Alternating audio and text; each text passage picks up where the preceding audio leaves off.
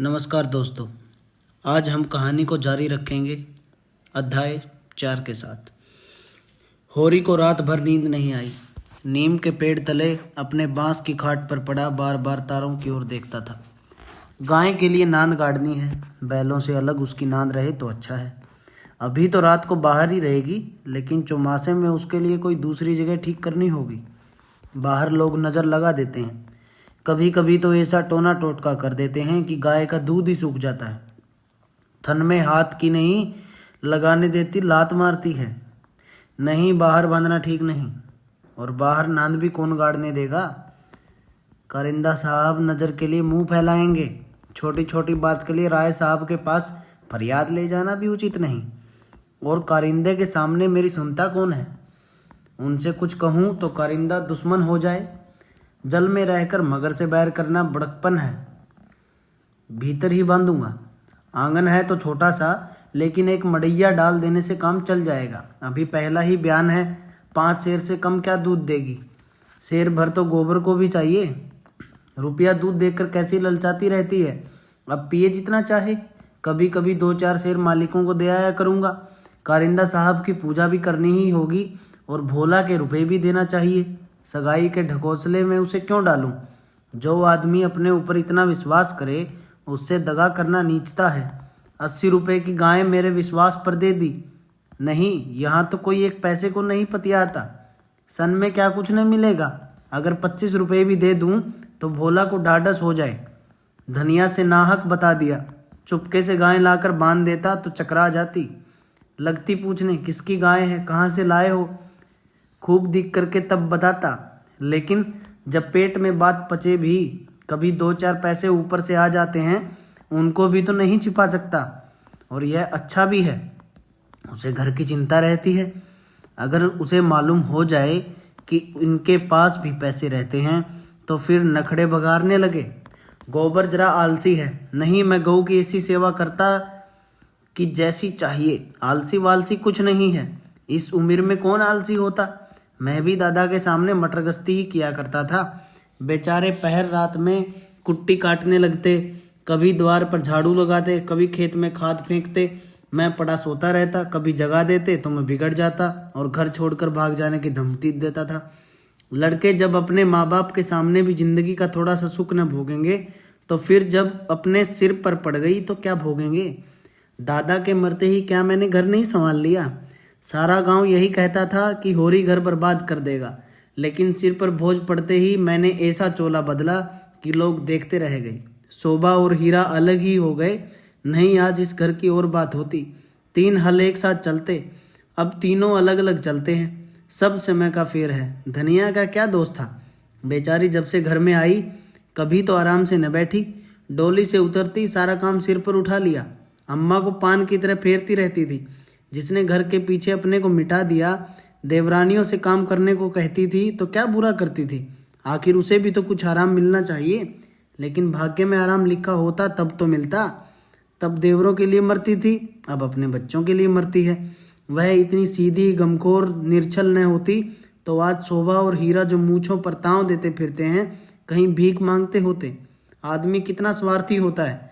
जिसके लिए मरो वही जान का दुश्मन हो जाता है। और इन्हें फिर पूर्व की ओर देखा। शायद भिनसार हो रहा है। गोबर काहे को जागने लगा। नहीं कह के तो यही सोया था कि मैं अंधेरे ही चला जाऊंगा। जाकर नांद तो गाड़ दूं, लेकिन नहीं, जब तक गाय द्वार पर ना आ जाए नांद गाड़ना ठीक नहीं। कहीं भोला बदल गए या और किसी के कारण से गाय न दी तो सारा गांव तालियां पीटने लगेगा। चले थे गाय लेने, पट्टे ने इतनी फुर्ती से नांद गाड़ दी मानो इसी की कसर थी। भोला है तो अपने घर का मालिक, लेकिन जब लड़के सयाने हो गए तो बाप की कौन चलती है। कामता और जंगी अकड़ जाएं तो क्या भोला अपने मन से गाय मुझे दे देंगे। कभी नहीं। सहसा गोबर चौंक कर उठ बैठा और आंखें मलता हुआ बोला, अरे यह तो भोर हो गया। तुमने नांद गाड़ दी दादा। होरी गोबर के सुगठित शरीर और चौड़ी छाती की ओर गर्व से देखकर और मन में यह सोचते हुए कि कहीं इसे गोरस मिलता तो कैसा पट्ठा हो जाता, बोला, नहीं अभी नहीं गाड़ी। सोचा कहीं न मिले तो नाहक बद्ध हो। गोबर ने त्योरी चढ़ाकर कहा, मिलेगी क्यों नहीं। उनके मन में कोई चोर बैठ जाए। चोर बैठे या डाकू, गाय तो उन्हें देनी ही पड़ेगी। गोबर ने और कुछ न कहा।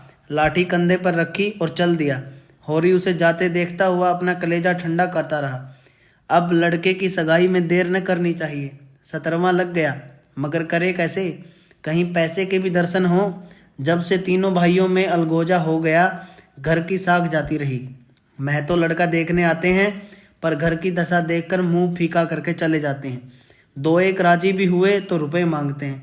200-300 लड़की का दाम चुकाए और इतना ही ऊपर से खर्च करे, तब जाकर ब्याह हो। कहाँ से आवे इतने रुपए? रास खलिहान में तुल जाती है, खाने भर को भी नहीं बचता। ब्याह कहाँ से हो? और अब तो सोना ब्याहने योग्य हो गई।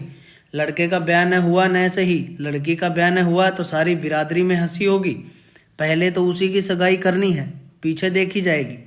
एक आदमी ने आकर राम राम किया और पूछा, तुम्हारी कोठी में कुछ बांस होंगे महतो? होरी ने देखा, दमड़ी बंसोर सामने खड़ा है। नाटा, काला, खूब मोटा, चौड़ा मुंह, बड़ी बड़ी मूछें, लाल आंखें, कमर में बांस काटने की कटार खोसे हुए। साल में 1-2 बार आकर चीके, कुर्सियां, मोड़े, टोकरियां आदि बनाने के लिए कुछ बांस काट के ले जाता था। होरी प्रसन्न हो गया। मुट्ठी गर्म होने की कुछ आशा बंधी। चौधरी को ले जाकर अपनी तीनों कोठियां दिखाई, मोलभाव किया और 25 रुपये सैकड़े में 50 बांसों का बयाना ले लिया। फिर दोनों लौटे।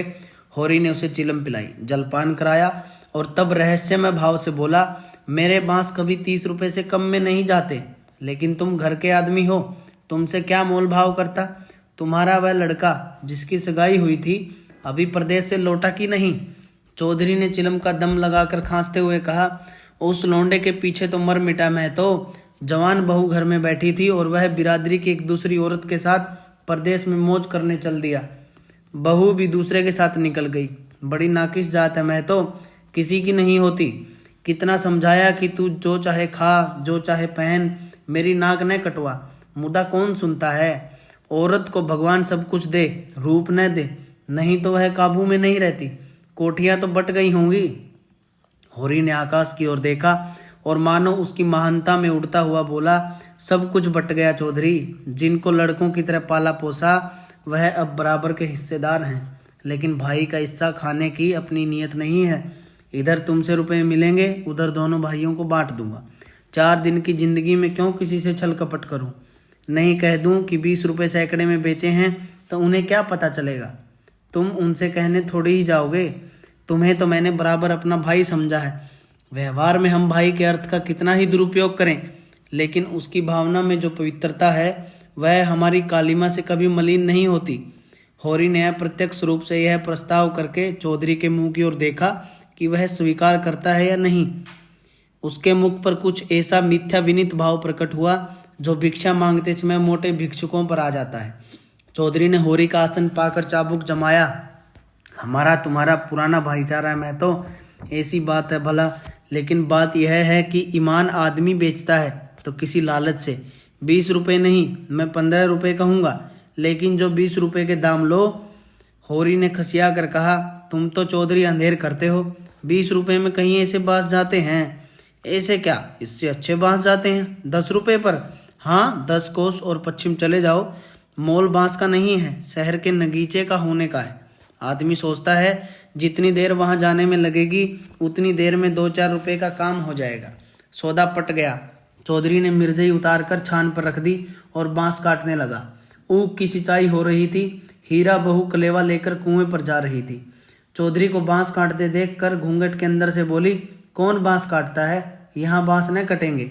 चौधरी ने हाथ रोककर कहा, बांस मोल लिए हैं, 15 रुपये सैकड़े का बयाना हुआ है, सेंत में नहीं काट रहे हैं। हीरा बहू अपने घर की मालकिन थी। उसी के विद्रोह से भाइयों में अलगोजा हुआ था।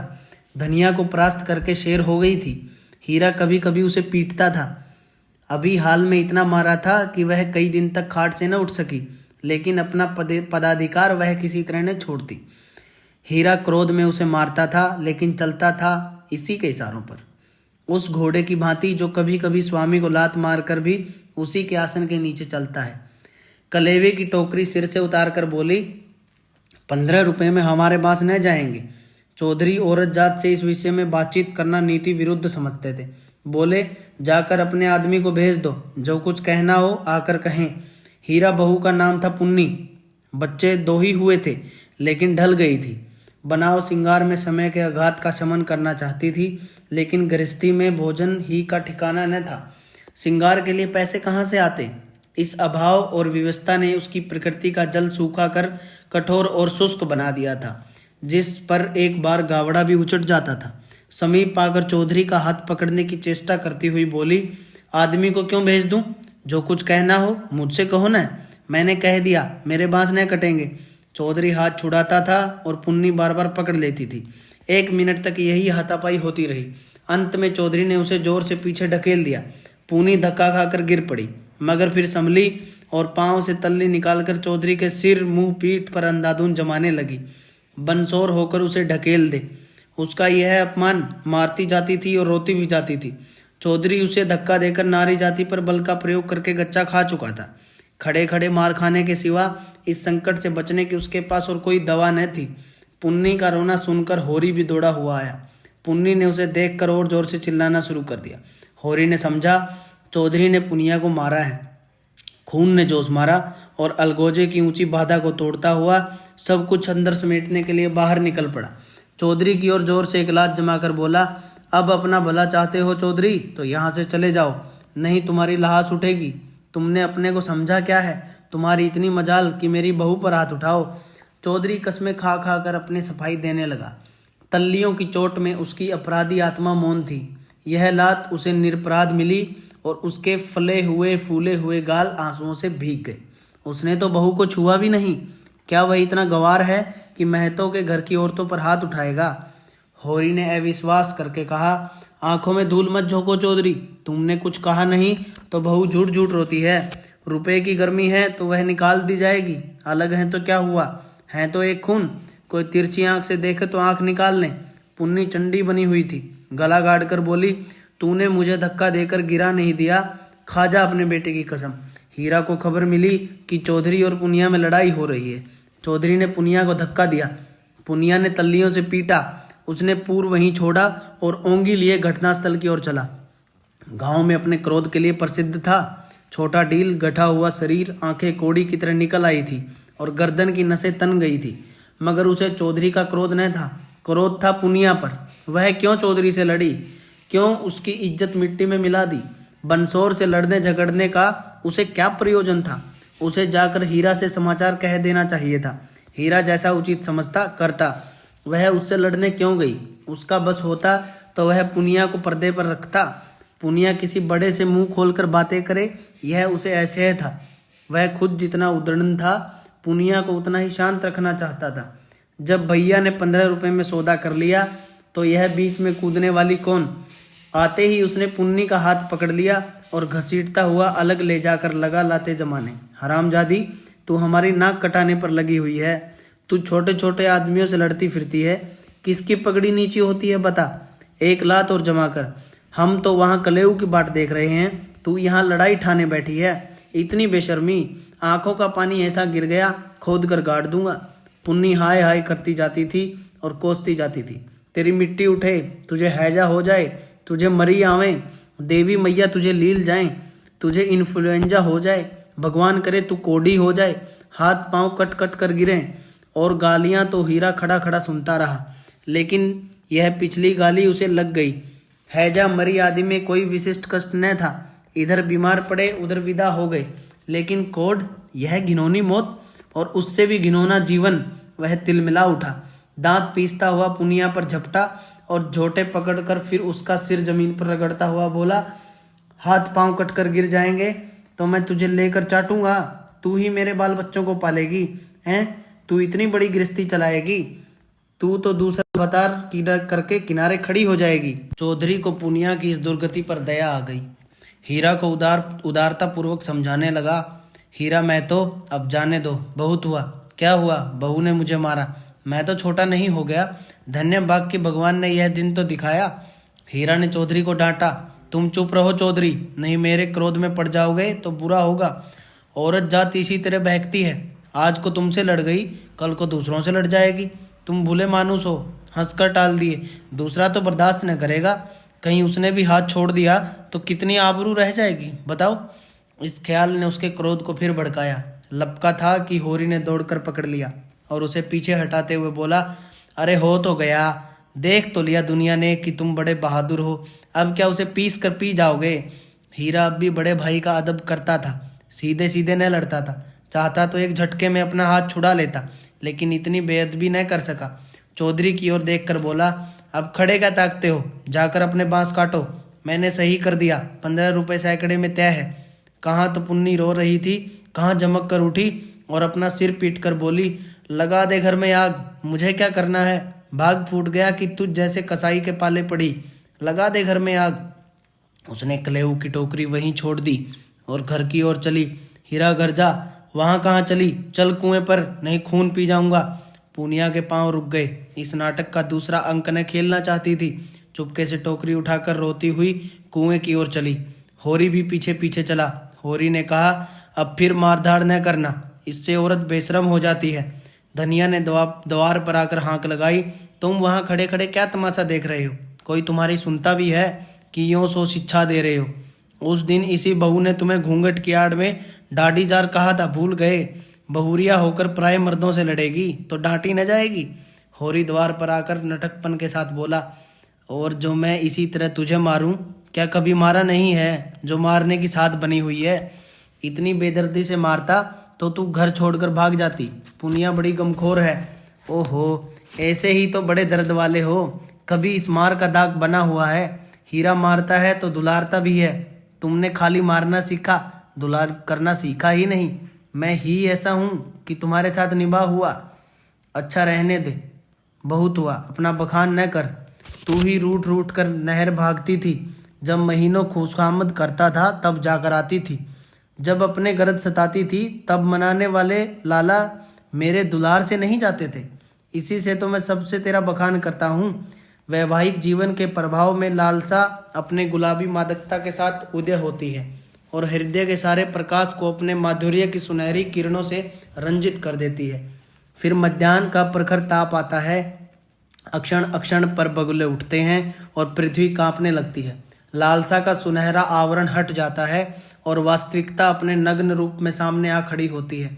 उसके बाद विश्राम्य संध्या आती है, शीतल और शांत। जब हम थके हुए पथिकों की भांति दिन भर की यात्रा का वृत्तांत करते और सुनते हैं, तटस्थ भाव से, मानो हम किसी ऊंचे शिखर पर जा बैठे हैं, जहां नीचे का जनरव हम तक नहीं पहुंचता। धनिया ने आंखों में रस भरकर कहा, चलो चलो बड़े बखान करने वाले, जरा सा कोई काम बिगड़ जाए तो गर्दन पर सवार हो जाते हो। होरी ने मीठे उलाहने के साथ कहा, ले, अब यही तेरी बेइंसाफी मुझे अच्छी नहीं लगती। धनिया, भोला से पूछ, मैंने उनसे तेरे बारे में क्या कहा था। धनिया ने बात बदल कर कहा, देखो, गोबर गाय लेकर आता है कि खाली हाथ। चौधरी ने पसीने में लथपथ आकर कहा, मैं तो चलकर बांस गिन लो, कल ठेला लाकर उठा ले जाऊंगा। होरी ने बांस गिनने की जरूरत न समझी।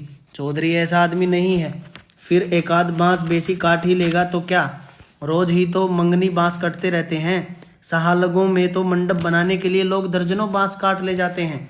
चौधरी ने 7.5 रुपये निकाल कर उसके हाथ में रख दिए। होरी ने गिनकर कहा, और निकालो, हिसाब में 2.5 और होते हैं। चौधरी ने बेमुरवत्ती से कहा, 15 रुपये में तय हुए हैं कि नहीं। 15 रुपये में नहीं, 20 रुपये में। होरी महतो ने तुम्हारे सामने 15 रुपये कहे थे, कहो तो बुला लाऊं। तय तो 20 रुपये में हुए थे चौधरी, अब तुम्हारी जीत है, जो चाहे कहो। 2.5 रुपये निकलते हैं, तुम 2 ही दे दो।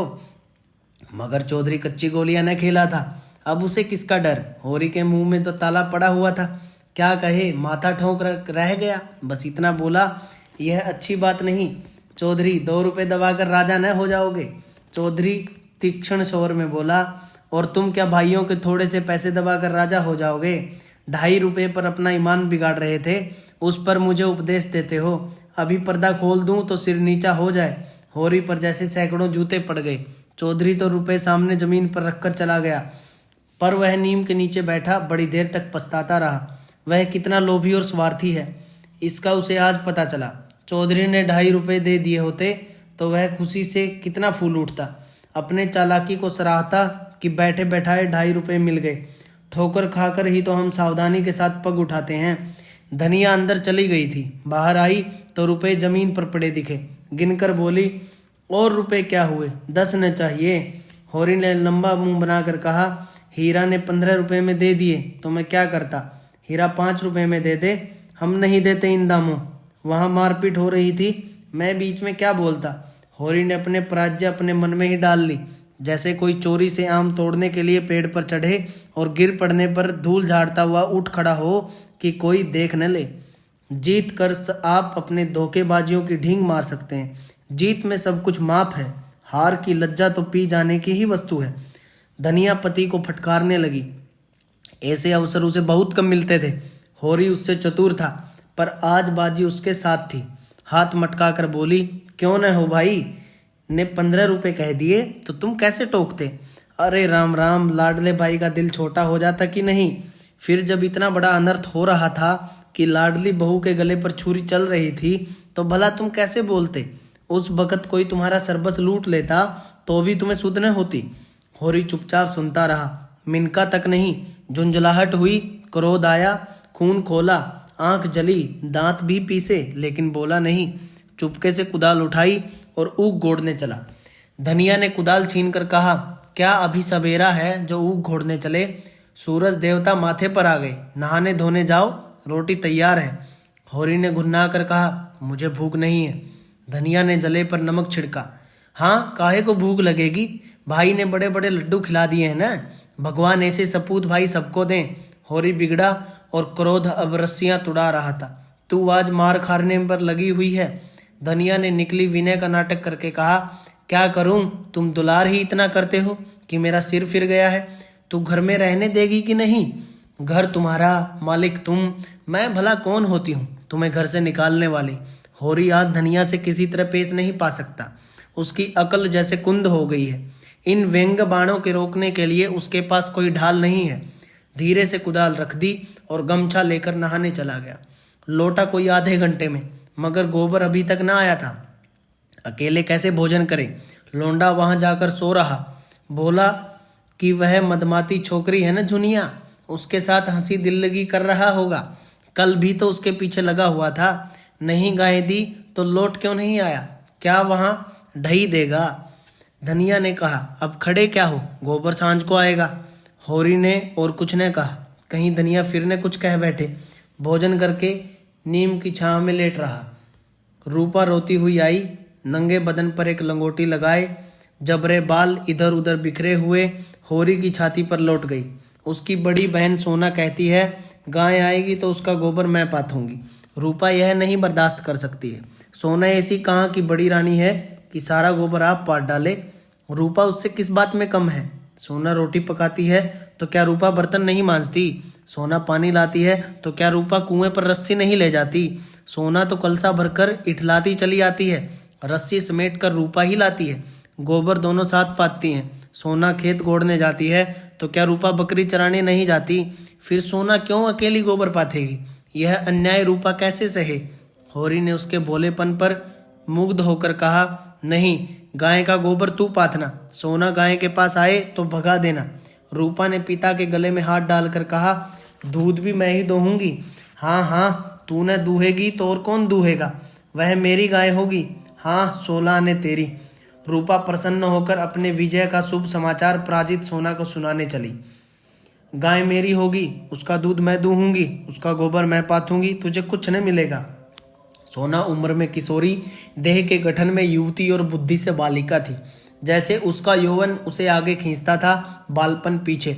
कुछ बातों में इतनी चतुर कि ग्रेजुएट युवतियों को पढ़ाए, कुछ बातों में इतनी अल्हड़ कि शिशुओं से भी पीछे। लंबा, रूखा किंतु प्रसन्न मुख, ठोड़ी नीचे को खींची हुई, आंखों में एक प्रकार की तृप्ति।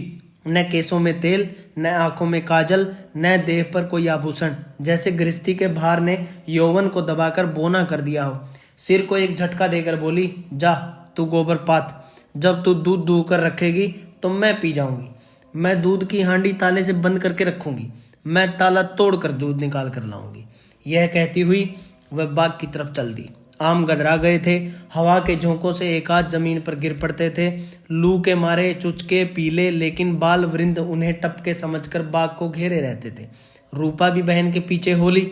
जो काम सोना करे वह रूपा जरूर करेगी। सोना के विवाह की बातचीत हो रही थी। रूपा के विवाह की कोई चर्चा नहीं करता, इसलिए वह स्वयं अपने विवाह के लिए आग्रह करती है।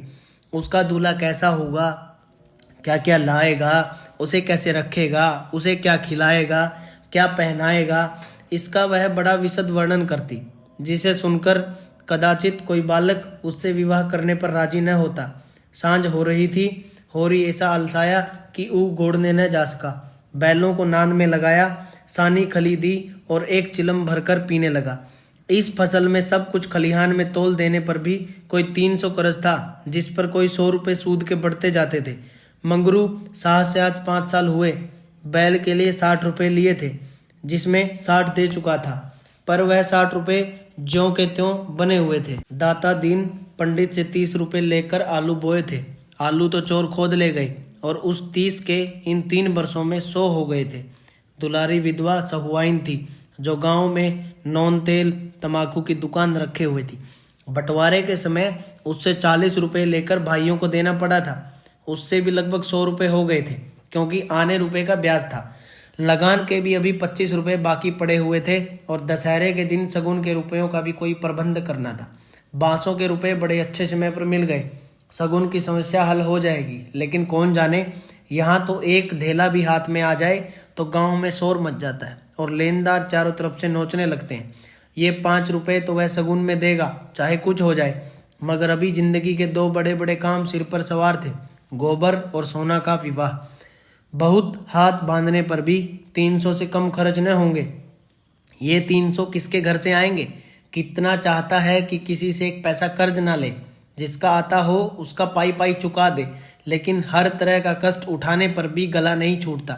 इसी तरह सूद बढ़ता जाएगा और एक दिन उसका घर द्वार सब नीलाम हो जाएगा। उसके बाल बच्चे निराश्रय होकर भीख मांगते फिरेंगे। होरी जब काम धंधों से छुट्टी पाकर चिलम पीने लगता था, तो यह चिंता एक काली दीवार की भांति चारों ओर से घेर लेती थी, जिसमें से निकलने की उसे कोई गली न सूझती थी। अगर संतोष था तो यही कि वह विपत्ति अकेले किसी के सिर न थी। प्राय सभी किसानों का यही हाल था। अधिकांश की दशा तो इससे भी बदतर थी। शोभा और हीरा उससे अलग हुए अभी कुल 3 साल हुए थे, मगर दोनों पर 400 का बोझ लद गया था। झिंगुर 2 हल की खेती करता है, उस पर 1000 से कुछ बेसी ही देना है। जियावन महतो के घर भिखारी भीख भी नहीं पाता, लेकिन कर्जे का कोई ठिकाना नहीं। यहाँ कौन बचा है? सहसा सोना और रूपा दोनों दौड़ी हुई आई और एक साथ बोली, भैया गाय ले आ रहे हैं। आगे आगे गाय, पीछे पीछे भैया हैं। रूपा ने पहले गोबर को आते देखा था। यह खबर सुनाने की सुखई उसे मिलनी चाहिए थी। सोना बराबर की हिस्सेदार हुई जाती है, यह उससे कैसे सहा जाता। उसने आगे बढ़कर कहा, पहले मैंने देखा था तभी दौड़ी, बहन ने तो पीछे से देखा। सोना इस दावे को स्वीकार न कर सकी। बोली, तूने भैया को कहाँ पहचाना? तू तो कहती थी कोई गाय भागी आ रही है। मैंने ही कहा भैया हैं। दोनों फिर बाग की तरफ दौड़ी गाय का स्वागत करने के लिए। धनिया और होरी दोनों गाय बांधने का प्रबंध करने लगे। होरी बोला, चलो जल्दी से नांद गाड़ दें। धनिया के मुख पर जवानी चमक उठी थी। नहीं, पहले थाली में थोड़ा सा आटा और गुड़ घोल कर रख दे। बेचारी धूप में चली होगी, प्यासी होगी। तुम जाकर नांद गाड़ो, मैं घोलती हूँ। कहीं एक घंटी पड़ी थी, उसे ढूंढ ले, उसके गले में बांधेंगे। सोना कहाँ गई? सहुआइन की दुकान से थोड़ा सा काला डोरा मंगवा लो, गाय को नजर बहुत लगती है। आज मेरे मन की बड़ी भारी लालसा पूरी हो गई। धनिया अपने हार्दिक उल्लास को दबाए रखना चाहती थी। इतनी बड़ी संपदा अपने साथ कोई न कोई बाधा न लाए, यह शंका उसके निराश हृदय में कंपन डाल रही थी। आकाश की ओर देखकर बोली, गाय के आने का आनंद तो तब तक है उसका पोरा भी अच्छा हो। भगवान के मन की बात है। मानो वह भगवान को भी धोखा देना चाहती थी। भगवान को भी दिखाना चाहती थी कि इस गाय के आने से उसे इतना आनंद नहीं हुआ। फिर ईर्ष्यालु भगवान सुख का पलड़ा ऊंचा करने के लिए कोई नई विपत्ति भेज दें। वह अभी आटा घोल ही रही थी कि गोबर गाय को लिए बालकों के जुलूस के साथ द्वार पर आ पहुंचा। होरी दौड़कर गाय के गले से लिपट गया। धनिया ने आटा छोड़ दिया और जल्दी से एक पुरानी साड़ी का काला किनारा फाड़कर गाय के गले में बांध दिया। होरी श्रीदा विवल नेत्रों से गाय को देख रहा था, मानो साक्षात देवी जी ने घर में पदार्पण किया हो। आज भगवान ने यह दिन दिखाया कि उसका घर गऊ के चरणों से पवित्र हो गया। यह सौभाग्य न जाने किसके पुण्य प्राप्त से। धनिया ने बयातुर होकर कहा, खड़े क्या हो, आंगन में नांद गाड़ दो। आंगन में जगह कहाँ है? बहुत जगह। मैं तो बाहर ही गाड़ता हूँ। पागल न बनो, गाँव का हाल जानकर भी अनजान बनते हो। अरे बित्ते भर के आंगन में गाय कहाँ बांधेगी भाई। जो बात नहीं जानते उसमें टांग मत अड़ाया करो। संसार भर की विद्या तुम ही नहीं पढ़े हो। होरी सचमुच आपे में न था। गऊ उसके लिए केवल भक्ति और श्रद्धा की वस्तु नहीं, सजीव संपत्ति थी। वह उससे अपने द्वार की शोभा और अपने घर का गौरव बढ़ाना चाहता था। वह चाहता था लोग गाय को द्वार पर बंधी देखकर पूछें, यह किसका घर है। लोग कहें होरी महतो का। तभी लड़की वाले भी उसकी विभूति से प्रभावित होंगे। आंगन में बंधी तो कौन देखेगा। धनिया इसके विपरीत सशंक था। वह गाय को 7 पर्दों के अंदर छिपाकर रखना चाहती थी। अगर गाय 8 पहर कोठरी में रह सकती तो शायद वह उसे बाहर न निकलने देती। यूं हर बात में होरी की जीत होती थी। वह अपने पक्ष पर अड़ जाता था और धनिया को दबाना पड़ता था। लेकिन आज धनिया के सामने होरी की एक न चली। धनिया लड़ने को तैयार हो गई। गोबर, सोना और रूपा, सारा घर होरी के पक्ष में था। पर धनिया ने अकेले सबको परास्त कर दिया। आज उसमें एक विचित्र आत्मविश्वास और होरी में एक विचित्र विनय का उदय हो गया था। मगर तमाशा कैसे रुक सकता था। गायें डोली में बैठकर तो आई न थी। कैसे संभव था कि गांव में इतनी बड़ी बात हो जाए और तमाशा न लगे। जिसने सुना सब काम छोड़कर देखने दौड़े। यह मामूली देसी गऊ नहीं है। भोला के घर से 80 रुपए में आई है। होरी 80 रुपए क्या देंगे, 50-60 रुपए लाए होंगे। गांव के इतिहास में 50-60 रुपए की गाय का आना भी अभूतपूर्व बात थी। बैल तो 50 रुपए के भी आए, 100 के भी आए, लेकिन गाय के लिए इतनी बड़ी रकम किसान क्या खा के खर्च करेगा। यह तो ग्वालों का ही कलेजा है कि अंजुलियां रुपए गिन जाते हैं। गाय क्या है, साक्षात देवी का रूप है। दर्शकों और आलोचकों का तांता लगा हुआ था और होरी दौड़ दौड़ कर सबका सत्कार कर रहा था। इतना विनम्र, इतना प्रसन्न चित्त वह कभी न था। 70 साल के बूढ़े पंडित दत्तादीन लठिया टेकते हुए आए और पोपले मुंह से बोले, कहाँ हो होरी, तनिक हम भी तुम्हारी गाय देख लें, सुना बड़ी सुंदर है। होरी ने दौड़कर पालागन किया और मन में अभिमान में उल्लास का आनंद उठाता हुआ बड़े सम्मान से पंडित जी को आंगन में ले गया।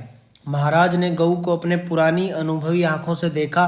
सींगे देखी, थन देखा, पुट्टा देखा और घनी सफेद बोहों के नीचे छिपी हुई आंखों में जवानी की उमंग भरकर बोले, कोई दोष नहीं है बेटा, बाल भौरी सब ठीक। भगवान चाहेंगे तो तुम्हारे भाग खुल जाएंगे।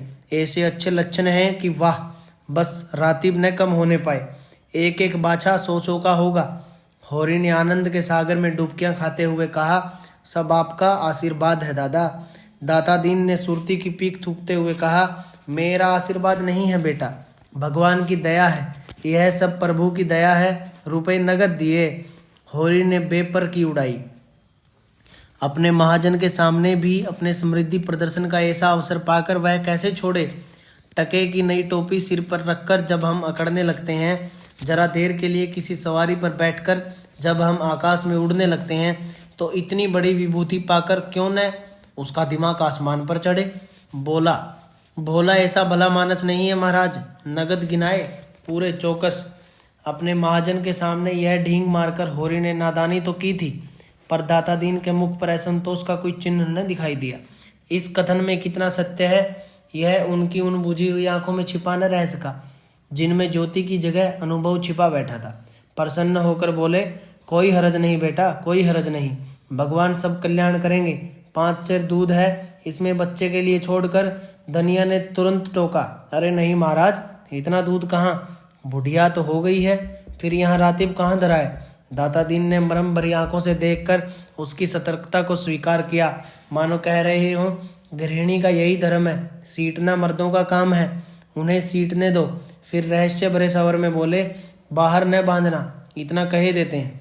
धनिया ने पति की ओर विजयी आंखों से देखा, मानो कह रही हो, लो अब तो मानोगे। दाता दीन से बोली, नहीं महाराज, बाहर क्या बांधेंगे, भगवान दें तो इसी आंगन में 3 गायें और बन सकती हैं। सारा गांव गायें देखने आया, नहीं आए तो शोभा और हीरा, जो अपने सगे भाई थे। होरी के हृदय में भाइयों के लिए अब भी कोमल स्थान था। वह दोनों आकर देख लेते और प्रसन्न हो जाते तो उनकी मनोकामना पूरी हो जाती। सांझ हो गई, दोनों पूर लेकर लौट आए। इसी द्वार से निकले पर पूछा कुछ नहीं। होरी ने डरते डरते धनिया से कहा, न शोभा आया न हीरा, सुना न होगा। धनिया बोली, तो यहाँ कौन उन्हें बुलाना जाता है? तू बात तो समझती नहीं, लड़ने के लिए तैयार रहती है। भगवान ने जब यह दिन दिखाया है तो हमें सिर झुकाकर चलना चाहिए। आदमी को अपने सगों के मुंह से अपने भलाई बुराई सुनने की जितनी लालसा होती है, बाहर वालों के मुंह से नहीं। फिर अपने भाई लाख बुरे हों, है तो अपने भाई ही। अपने हिस्से बिखरे के लिए सभी लड़ते हैं, पर इससे खून थोड़े ही बढ़ जाता है। दोनों को बुलाकर दिखा देना चाहिए। नहीं कहेंगे गाय लाए, हमसे कहा तक नहीं। धनिया ने नाक सिकोड़कर कहा, मैंने तुमसे 100 बार 1000 बार कह दिया, मेरे मुंह पर भाइयों का बखान न किया करो। उनका नाम सुनकर मेरी देह में आग लग जाती है। सारे गांव ने सुना, क्या उन्होंने न सुना होगा? कुछ इतनी दूर भी तो नहीं रहते, सारा गांव देखने आया। उन्हीं के पाँव में मेहंदी लगी हुई थी, मगर आए कैसे? जलन हो रही होगी कि इसके घर गाय आ गई, छाती फटी जाती होगी। दिया बाती का समय आ गया था। धनिया ने जाकर देखा तो बोतल में मिट्टी का तेल न था। बोतल उठाकर तेल लाने चली गई। पैसे होते तो रूपा को भेजती, उधर लाना था। कुछ मुंह देखी कहेगी, कुछ लल्लो चप्पो करेगी, तभी तो तेल उधार मिलेगा। होरी ने रूपा को बुलाकर प्यार से गोद में बैठाया और कहा, जरा जाकर देख, हीरा काका आ गए कि नहीं? शोभा काका को भी देखती आना, कहना दादा ने तुम्हें बुलाया है। नए आए हाथ पकड़कर खींच लाना। रूपा ठुनक कर बोली, छोटी काकी मुझे डांटती है। काकी के पास क्या करने जाएगी? फिर शोभा बहू तो तुझे प्यार करती है। शोभा काका मुझे चिढ़ाते हैं, मैं न कहूँगी। क्या कहते हैं बता? चिढ़ाते हैं। क्या कहकर चिढ़ाते हैं? कहते हैं तेरे लिए मूस पकड़ रखा है, ले जा भून कर खा ले। होरी के अंतस्थल में गुदगुदी हुई। तू कहती नहीं, पहले तुम खा लो तो मैं खाऊंगी। अम्मा मने करती है, कहती है उन लोगों के घर न जाया कर। तू अम्मा की बेटी है कि दादा की? रूपा ने उसके गले में हाथ डालकर कहा, अम्मा की, और हंसने लगी। तो फिर मेरी गोद से उतर जा, आज मैं तुझे अपनी थाली में न खिलाऊंगा। घर में एक ही फूल सी थाली थी, होरी उसी थाली में खाता था। थाली में खाने का गौरव पाने के लिए रूपा होरी के साथ खाती थी। इस गौरव का परित्याग कैसे करे? हुमक कर बोली, अच्छा तुम्हारी, तो फिर मेरा कहना मानेगी कि अम्मा का? तुम्हारा। तो जाकर हीरा और शोभा को खींच ला, और जो अम्मा बिगड़े अम्मा से कहने कौन जाएगा? रूपा कूदती हुई हीरा के घर चली। द्वेष का मायाजाल बड़ी बड़ी मछलियों को ही फंसाता है। छोटी मछलियां या तो उसमें फंसती ही नहीं या तुरंत निकल जाती हैं। उनके लिए यह घातक जाल क्रीड़ा की वस्तु है, भय की नहीं। भाइयों से होरी की बोलचाल बंद थी, पर रूपा दोनों घरों में आती जाती थी। बच्चों से क्या बैर, लेकिन रूपा घर से निकली ही तो धनिया तेल लिए मिल गई। उसने पूछा, सांझ की बेला कहाँ जाती है? चल घर। रूपा माँ को प्रसन्न करने के प्रलोभन को न रोक सकी। धनिया ने डांटा, चल घर, किसी को बुलाने नहीं जाना है। रूपा का हाथ पकड़े हुए वह घर आई और होरी से बोली, मैंने तुमसे 1000 बार कह दिया, मेरे लड़कों को किसी के घर न भेजा करो। किसी ने कुछ कर करा दिया तो मैं तुम्हें लेकर चाटूंगी। ऐसा ही बड़ा प्रेम है तो आप क्यों नहीं जाते? अभी पेट नहीं भरा जान पड़ता है।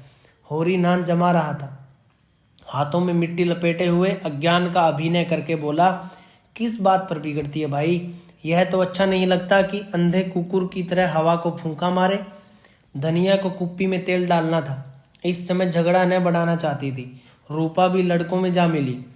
पहर रात में ज्यादा जा चुकी थी, नांद गड़ चुकी थी, सानी और खली डाल दी गई थी। गाय मन मारे उदास बैठी थी, जैसे कोई वधू ससुराल आई हो। नांद में मुंह तक न डालती थी।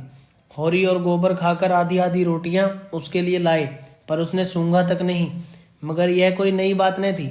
जानवरों को भी बहुधा घर छूट जाने का दुख होता है। होरी बाहर खाट पर बैठकर चिलम पीने लगा, तो फिर भाइयों की याद आई नहीं। आज इस शुभ अवसर पर भाइयों की उपेक्षा नहीं कर सकता। उसका हृदय यह विभूति पाकर विशाल हो गया था। भाइयों से अलग हो गया है तो क्या हुआ? उनका दुश्मन तो नहीं है। यही गाय 3 साल पहले आई होती तो सभी उस पर बराबर अधिकार होता, और कल को यही गाय दूध देने लगेगी तो क्या वह भाइयों के घर दूध न भेजेगा या दही न भेजेगा? ऐसा तो उसका धर्म नहीं है। भाई उसका बुरा चेते, वह क्यों उनका बुरा चेते? अपनी अपनी करनी तो अपने अपने साथ है। उसने नारियल खाट के पाए से लगा कर रख दिया और हीरा के घर की ओर चला। शोभा का घर भी उधर ही था। दोनों अपने अपने द्वार पर लेटे हुए थे। काफी अंधेरा था। होरी पर उनमें से किसी की निगाह न पड़ी। दोनों में कुछ बातें हो रही थी। होरी ठिठक गया और उनकी बातें सुनने लगा। ऐसा आदमी कहाँ है जो अपने चर्चा सुनकर टाल जाए। हीरा ने कहा, जब तक एक में थे एक बकरी बनी ली, अब पछाई गाय ली जाती है। भाई का हक मारकर किसी को फलते फूलते नहीं देखा। शोभा बोला, यह तुम अन्याय कर रहे हो हीरा। भैया ने एक एक पैसे का हिसाब दे दिया था। यह मैं कभी न मानूंगा कि उन्होंने पहले की कमाई छिपा रखी थी। तुम मानो चाहे न मानो, मैं यह पहले की कमाई है। अच्छा, तो यह रुपए कहाँ से आ गए? कहाँ से खून बरस पड़ा? उतने ही खेत तो हमारे पास भी हैं, उतनी ही उपज हमारी भी है। फिर क्यों हमारे पास कफन को कोड़ी नहीं? उनके घर नई गाय आती है, उधर लाए होंगे। भोला उधार देने वाला आदमी नहीं है। कुछ भी हो, गाय है बड़ी सुंदर। गोबर लिए जाता था तो मैंने रास्ते में देखा। बेईमानी का धन जैसे आता है वैसे ही जाता है। भगवान चाहेंगे तो बहुत दिन गाय घर में न रहेगी। होरी से और न सुना गया। वह बीती बातों को विसार कर अपने हृदय में स्नेह और सौहार्द भरे भाइयों के पास आया था। इस आघात ने जैसे उसके हृदय में छेद कर दिया और वह रसभाव उसमें किसी तरह नहीं टिक रहा था। लत्ते और चीथड़े ठूस कर अब उस प्रवाह को नहीं रोक सकता। जी में एक उबाल आया कि उसी क्षण पर आक्षेप का जवाब दे, लेकिन बात बढ़ जाने के भय से चुप रहा। अगर उसकी नीयत साफ है तो कोई कुछ नहीं कर सकता। भगवान के सामने वह निर्दोष है। दूसरों की उसे परवाह नहीं। उल्टे पांव लौट आया और वह जला हुआ तमाकू पीने लगा। लेकिन जैसे वह विष प्रतिक्षण उसकी धमनियों में फैलता जाता था, उसने सो जाने का प्रयास किया, पर नींद न आई। बैलों के पास जाकर उन्हें सहलाने लगा। विष शांत न हुआ। दूसरी चिलम भरी, लेकिन उसमें भी कुछ रस न था। विष ने जैसे चेतना को आक्रांत कर दिया हो। जैसे नशे में चेतना एकांगी हो जाती है, जैसे फैला हुआ पानी एक दिशा में बहकर वेगवान हो जाता है, वही मनोवृत्ति उसकी हो रही थी। उसी उन्माद की दशा में वह अंदर गया। अभी द्वार खुला हुआ था। आंगन में एक किनारे चटाई पर लेटी हुई धनिया सोना से देह दबवा रही थी और रूपा, जो रोज सांझ होते ही सो जाती थी, आज खड़ी गाय का मुंह सहला रही थी। होरी ने जाकर गाय को खूंटे से खोल दिया और द्वार की ओर ले चला। वह इसी वक्त गाय को भोला के घर पहुंचाने का दृढ़ निश्चय कर चुका था। इतना बड़ा कलंक सर पर लेकर वह अब गाय को घर में नहीं रख सकता था, किसी तरह नहीं। धनिया ने पूछा, कहाँ लिए जाते हो रात को? होरी ने एक पग बढ़ाकर कहा, ले जाता हूँ भोला के घर, लौटा दूंगा। धनिया को विस्मय हुआ। उठकर सामने आ गई और बोली, लौटा क्यों दोगे? लौटाने के लिए ही लाए थे। हाँ, इसके लौटा देने में ही कुशल है। क्यों, बात क्या है? इतने अरमान से लाए और अब लौटाने जा रहे हो? क्या भोला रुपए मांगते हैं? नहीं। भोला यहाँ कब आया? तो फिर क्या बात हुई? क्या करोगी पूछकर? धनिया ने लपक कर पगहियाँ उसके हाथ से छीन ली। उसकी चपल बुद्धि ने जैसे उड़ती हुई चिड़ियाँ पकड़ ली। बोली, तुम्हें भाइयों का डर हो तो जाकर उनके पैरों पर गिरो। मैं किसी से नहीं डरती। अगर हमारी बढ़ती देखकर किसी की छाती फटती है तो फट जाए, मुझे परवाह नहीं है। होरी ने विनती स्वर में कहा, धीरे धीरे बोल महारानी, कोई सुने तो कहे ये सब इतनी रात गए लड़ रहे हैं। मैं अपने कानों से क्या सुनाया हूँ तू क्या जाने। यहाँ चर्चा हो रही है कि मैंने अलग होते समय रुपए दबा लिए थे और भाइयों को धोखा दिया था। यही रुपए अब निकल रहे हैं। हीरा कहता होगा, सारा गांव कह रहा है, हीरा को क्यों बदनाम करूं? सारा गांव नहीं कह रहा, अकेला हीरा कह रहा है। मैं अभी जाकर पूछती हूँ न कि तुम्हारे बाप कितने रुपए छोड़कर मरे थे। दाढ़ीदारों के पीछे हम बर्बाद हो गए, सारी जिंदगी मिट्टी में मिला दी, पाल पोस कर सांड किया। अब हम बेईमान हैं। मैं कह देती हूँ, अगर गाय घर के बाहर निकली तो अनर्थ हो जाएगा। रख लिए हमने रुपए, दबा लिए, बीज खेत दबा लिए। डंके की चोट पर कहती हूँ, मैंने हंडे भर 10 रुपया छिपा ली। हीरा और शोभा और संसार को जो करना हो कर ले, क्यों ना रुपए रख ले। 2-2 सांडों का ब्याह नहीं किया, गोना नहीं किया। होरी सिटपिटा गया। धनिया ने उसके हाथ से पगहियां छीन ली और गाय को खूंटे से बांधकर द्वार की ओर चली। होरी ने उसे पकड़ना चाहा, पर वह बाहर जा चुकी थी। वहीं सिर थाम कर बैठ गया। बाहर उसे पकड़ने की चेष्टा करके वह कोई नाटक नहीं दिखाना चाहता था। धनिया के क्रोध को खूब जानता था। बिगड़ती है तो चंडी बन जाती है, मारो काटो सुनेगी नहीं। लेकिन हीरा भी तो एक गुस्सेवर है, कहीं हाथ चला दे तो परलय हो जाए। नहीं, हीरा इतना मूर्ख नहीं है। मैंने कहाँ से कहाँ यह आग लगा दी। उसे अपने आप पर क्रोध आने लगा। बात मन में रख लेता तो क्यों यह टंटा खड़ा होता। सहसा धनिया का कर्कश स्वर कान में आया। हीरा की गरज भी सून पड़ी। फिर पुन्नी की पैनी पीक भी कानों में चुभी। सहसा उसे गोबर की याद आई। बाहर लपक कर उसकी खाट देखी। गोबर वहां न था। गजब हो गया, गोबर भी वहां पहुंच गया। वह कुशल नहीं, उसका नया खून है।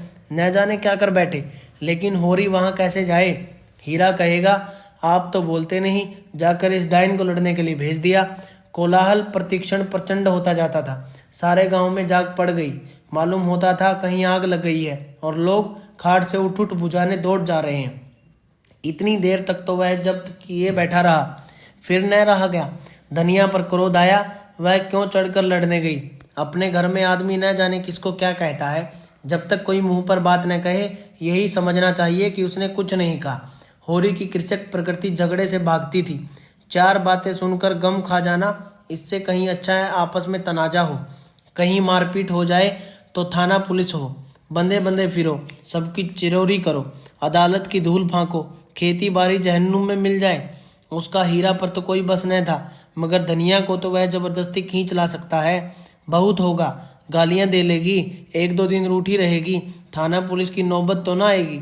जाकर हीरा के द्वार पर सबसे दूर दीवार की आड़ में खड़ा हो गया।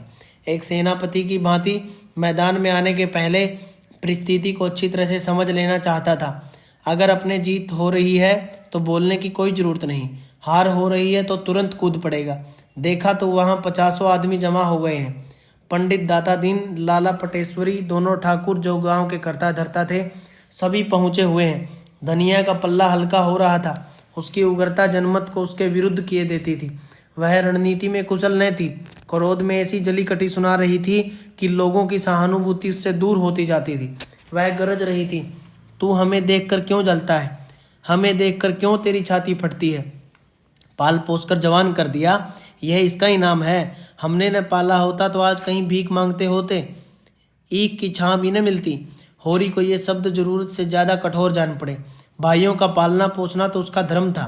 उनके हिस्से की जायदाद तो उसके हाथ में थी। कैसे न पालता पोसता, दुनिया में कहीं मुंह दिखाने लायक रहता। हीरा ने जवाब दिया, हम किसी का कुछ नहीं जानते। तेरे घर में कुत्तों की तरह एक टुकड़ा खाते थे और दिन दिन भर काम करते थे। जाना ही नहीं कि लड़कपन और जवानी कैसी होती है। दिन दिन भर सूखा गोबर बीना करते थे, उस पर भी तू बिना 10 गाली दिए रोटी न देती थी। तेरे जैसी राक्षनी के हाथ में पड़कर जिंदगी तलक हो गई। धनिया और भी तेज हुई। जबान संभाल, नहीं जीभ खींच लूंगी। राक्षनी तेरी औरत होगी, तू है किस फेर में मूड़ी काटे, टुकड़े खोर, नमक हराम। दादा दीन ने टोका, इतना कटु वचन क्यों कहती है धनिया। नारी का धर्म है कि गम खाए, वह तो उज्जड़ है, क्यों उसके मुंह लगती है। लाला पटेश्वरी पटवारी ने उसका समर्थन किया। बात का जवाब बात है, गाली नहीं। तूने लड़कपन में उसे पाला पोसा, लेकिन यह क्यों भूल जाती है कि उसकी जायदाद तेरे हाथ में थी। धनिया ने समझा, सबके सब मिलकर मुझे नीचा दिखाना चाहते हैं। चौमुख लड़ाई लड़ने के लिए तैयार हो गई। अच्छा रहने दो लाला, मैं सबको पहचानती हूँ। इस गांव में रहते 20 साल हो गए, एक एक की नस पहचानती हूँ। मैं गाली दे रही हूँ, वह फूल बरसा रहा है। क्यों? दुलारी सहुआइन के आग पर घी डाली, बाकी बड़ी गाल दारज औरत है भाई, मर्द के मुंह लगती है। होरी ही जैसा मर्द है कि इसका निबाह होता है। दूसरा मर्द होता तो एक दिन न पिटती। अगर हीरा इस समय जरा नरम हो जाता तो उसकी जीत हो जाती, लेकिन ये गालियां सुनकर आपे से बाहर हो गया। औरों को अपने पक्ष में देखकर वह कुछ शेर हो रहा था। गला फाड़कर बोला, चली जा मेरे द्वार से, नहीं जूतों से बात करूंगा, झोंटा पकड़कर उखाड़ दूंगा। गाली देती है डायन, बेटे का घमंड हो गया है, खून पांसा पलट गया। होरी का खून खोल उठा, बारूद से जैसे चिंगारी पड़ गई हो। आगे आकर बोला, अच्छा बस अब चुप हो जाओ हीरा, अब नहीं सुना जाता। मैं इस औरत को क्या कहूँ, जब मेरी पीठ में धूल लगती है तो इसी के कारण, न जाने क्यों इससे चुप नहीं रहा जाता। चारों ओर से हीरा पर बौछार पड़ने लगी। दाता दीन ने निर्लज कहा, पटेश्वरी ने गुंडा बनाया, जिंगुर सिंह ने शैतान की उपाधि दी, दुलारी सहुआइन ने कपूत कहा। एक उदंड शब्द ने धनिया का पल्ला हल्का कर दिया था, दूसरे उग्र शब्द ने हीरा को गच्चे में डाल दिया। उस पर होरी ने संयत वाक्य ने रही सही कसर भी पूरी कर दी। हीरा संभल गया, सारा गांव उसके विरुद्ध हो गया। अब चुप रहने में ही उसकी कुशल है। क्रोध के नशे में भी इतना होश उसे बाकी था। धनिया का कलेजा दूना हो गया। होरी से बोली, सुन लो कान खोल के, भाइयों के लिए मरते हो, यह भाई है, ऐसे भाई को मुंह न देखे, यह मुझे जूतों से मारेगा, खिला पिला। होरी ने डांटा, फिर क्यों बकबक करने लगी तू, घर क्यों नहीं जाती। धनिया जमीन पर बैठ गई और आर्त स्वर में बोली, अब तो इसके जूते खा के जाऊंगी, जरा इसकी मर्दूमी देख लूं, कहाँ है गोबर, अब किस दिन काम आएगा। तू देख रहा है बेटा, तेरी माँ को जूते मारे जा रहे हैं। यों विलाप करके उसने अपने क्रोध के साथ होरी के क्रोध को भी क्रियाशील बना डाला। आग को फूंक फूंक कर उसमें ज्वाला पैदा कर दी। हीरा पराजित सा पीछे हट गया।